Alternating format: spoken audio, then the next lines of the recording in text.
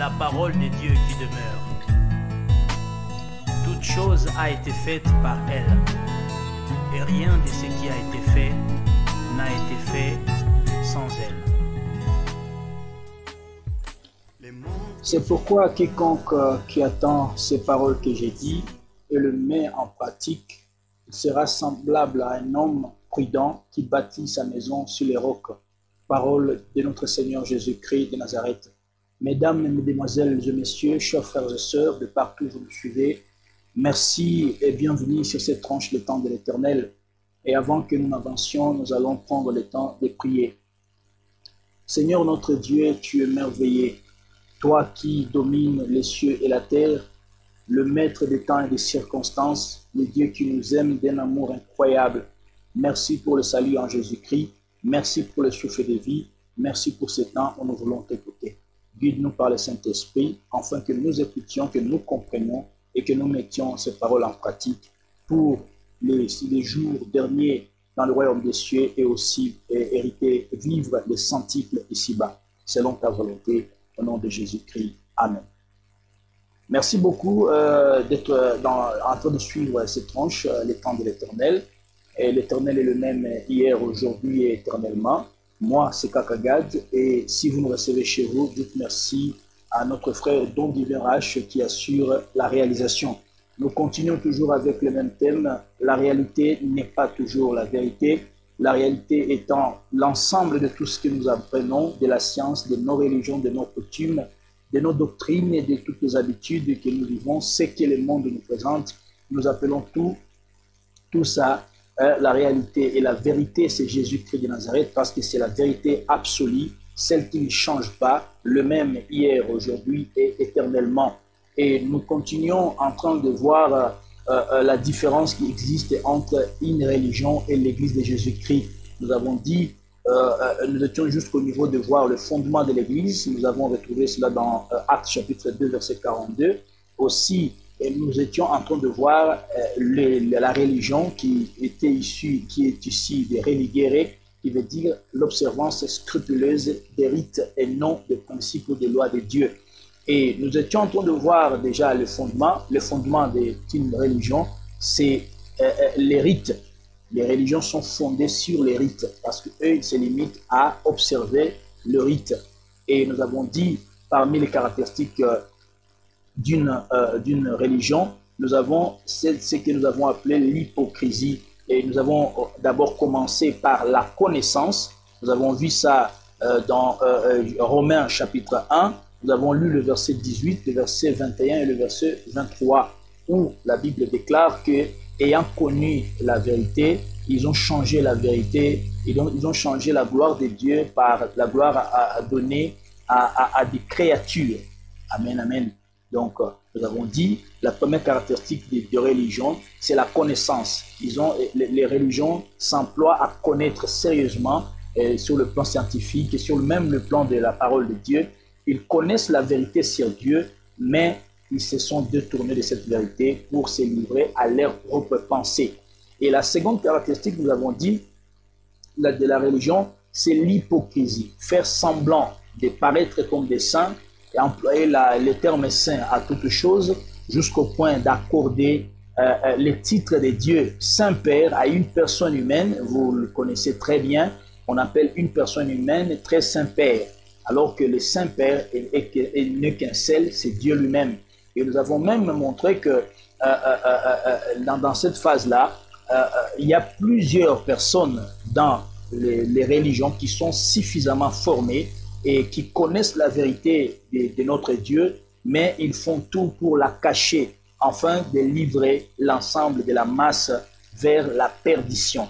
C'est pourquoi nous vous disons encore une fois, la religion est une réalité parce que c'est une œuvre de l'homme, tandis que l'Église, c'est l'œuvre de Dieu. Car Jésus a dit, c'est sur toi, Pierre, que je bâtirai mon Église et non pas la religion. Et aujourd'hui, nous poursuivons avec une autre caractéristique de l'Église, de la religion, pardon. Nous sommes dans Matthieu chapitre 7, verset 13. Nous allons lire comme étant l'écriture qui va nous conduire aujourd'hui. Et pendant que la réalisation tentera, soit fait, compte tenu de nos conditions techniques, Nous nous excusons vraiment pour la qualité du son et même de certaines erreurs techniques qui peuvent se glisser compte tenu des moyens trop limités que nous disposons. Et une manière aussi de vous dire que nous avons besoin de votre soutien. Et nous allons lire Matthieu chapitre 7, verset 13. La Bible dit ceci, j'ai lu au nom de Jésus. « Entrez par la porte étroite, car large est la porte spacieuse et les chemins qui mènent à la perdition. Et il y en a beaucoup qui entrent par là. Amen. » Alléluia. Ça, c'est la parole de Jésus-Christ. Et ici, nous allons tirer une autre caractéristique de l'Église, de la religion, je m'excuse. Une caractéristique de la religion, c'est avoir la masse sous leur domination. Avoir la masse sous leur domination. Et ici, par dire avoir la masse sous leur domination, ça veut simplement dire que les religieux ou encore les religions font une course au pouvoir. Ils veulent à tout prix avoir le pouvoir politique. Ils veulent maintenir leur autorité sur les personnes humaines. C'est pourquoi, étant établies presque partout au monde, elles constituent de grandes voies qui mènent à la perdition. Et vous allez remarquer que la plupart des religions sont celles qui disposent des fidèles à de nombre, je vais dire, de masse, de marée humaine dans leurs rencontres, dans leurs cérémonies, dans leurs différentes activités. Une manière de vous montrer combien de fois il ne faut pas être simplement attiré par une grande masse que vous trouvez dans une communauté, parce que ces communautés risquent, je ne dis pas que toutes les communautés sont comme ça, mais pour la plupart, ce sont de grandes voies qui mènent vers la perdition. Donc, une des caractéristiques des religions, c'est qu'ils ont beaucoup de fidèles et elles sont établies presque partout dans le monde. Une manière de faire en sorte de recevoir plus d'âmes et une manière de concrétiser la mission qui est de constituer l'opium pour le peuple, comme a dit Karl Marx. Mais Karl Marx l'a dit après que Jésus ait dit de nous garder des enseignements de religion. Je ne dis pas ici, comme j'avais dit autrefois, que nous puissions quitter nos communautés parce que par religion, j'ai eu à mettre ensemble dans le même paquet l'ensemble des organisations religieuses, comme ça s'appelle les dénominations religieuses, les confessions religieuses, l'ensemble de tout ça, je le mets dans la même catégorie de religion. Moi, je suis aussi dans une communauté, donc je fais partie d'une religion, je peux dire ça comme ça. Pourquoi? Simplement parce que Jésus nous a bien dit que nous sommes dans le monde, mais nous ne sommes pas de ce monde.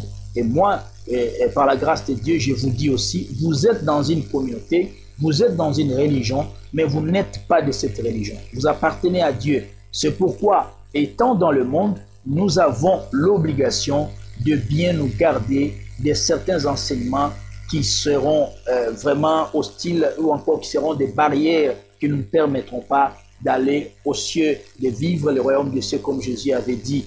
J'ai parlé autrefois du fait que dans certaines religions, on autorise aux gens de se prosterner devant des statues. C'est quelque chose que vous pouvez voir et vous regardez la Bible qui vous interdit de le faire. Quoique étant dans cette communauté, dans cette religion, vous ne le faites pas pour la gloire de Dieu parce que vous êtes dans une religion, mais vous n'êtes pas de cette religion.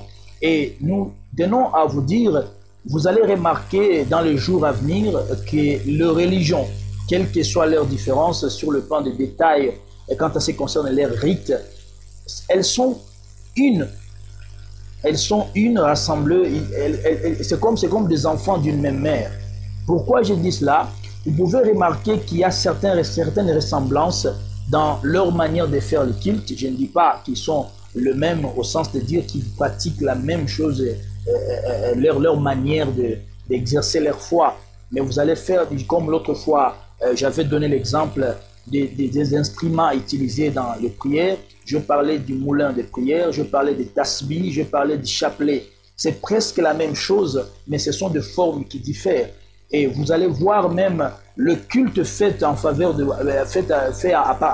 mort. Ça se trouve un peu partout chez les hindous, je ne sais pas, chez les islams. Vous pouvez aussi retrouver cela chez nos frères de l'Église catholique. Donc c'est l'ensemble des choses qui démontrent que quelque part, dans les jours à venir, nous allons nous retrouver avec une et une seule religion.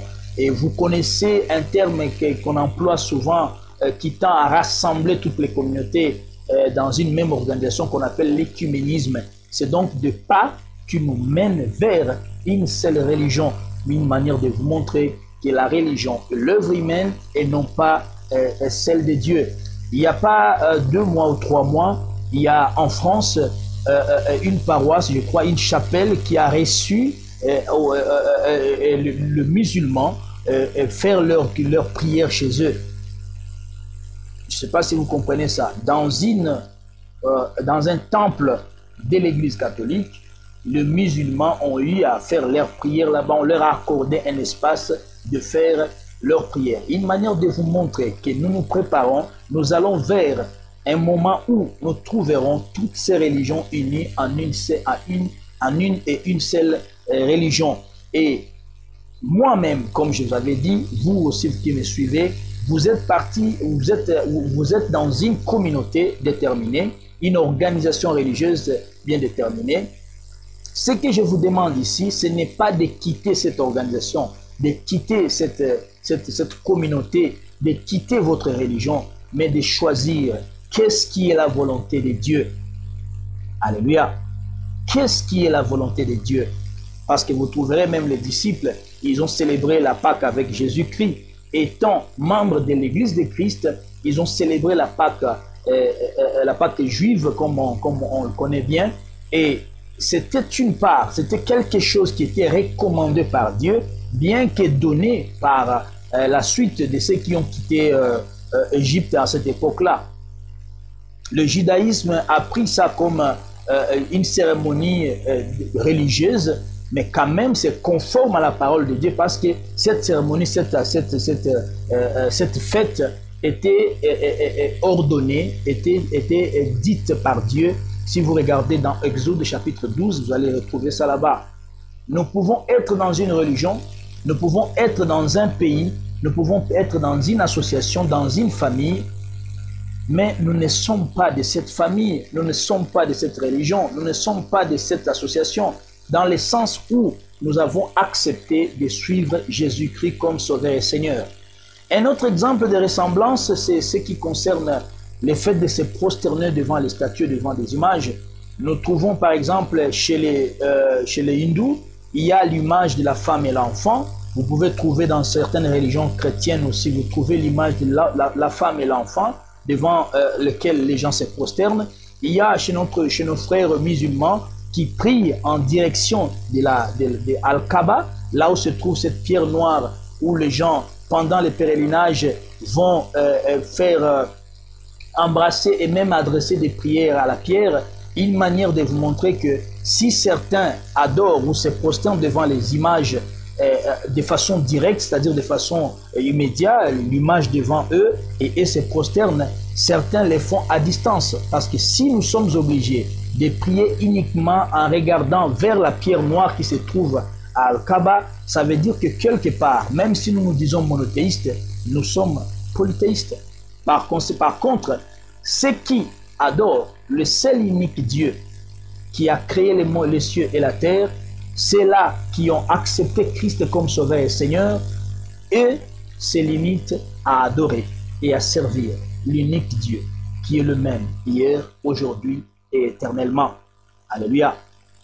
Mon frère, ma soeur, je répète en disant, ces enseignements n'ont pas l'objectif de vous demander de quitter votre organisation, de quitter votre religion, de quitter votre organisation religieuse. Non. Notre objectif, c'est de vous montrer la vérité, afin que, étant dans cette religion, étant dans cette communauté, que vous donniez à pratiquer ce que Dieu demande et non ce que votre religion, votre communauté vous impose. Alléluia. Donc, une des caractéristiques que nous avons vues aujourd'hui pour les religions, c'est les pouvoirs politiques, les soucis d'avoir le pouvoir, les soucis d'avoir la masse. C'est pourquoi vous trouverez que pour la plupart du temps, elle travaille à d'arrache-pied pour avoir assez de fidèles. Vous trouverez même quand quelqu'un est converti dans une religion donnée, ça fait un objet de publicité. On le dit partout, surtout quand il s'agit d'une personne qui a une grande renommée. Alors, nous sommes dans le monde, nous ne sommes pas de ce monde. Nous pouvons être dans une religion, mais nous ne sommes pas de cette religion, mais nous appartenons à Dieu. Merci beaucoup de nous avoir suivis. C'était le temps de l'Éternel. Et moi, c'est Kakagad. Et à la réalisation, c'était notre frère Don Divin Rach. Nous répétons, toutes les femmes qui sont tombées enceintes pendant le confinement, n'avortez pas.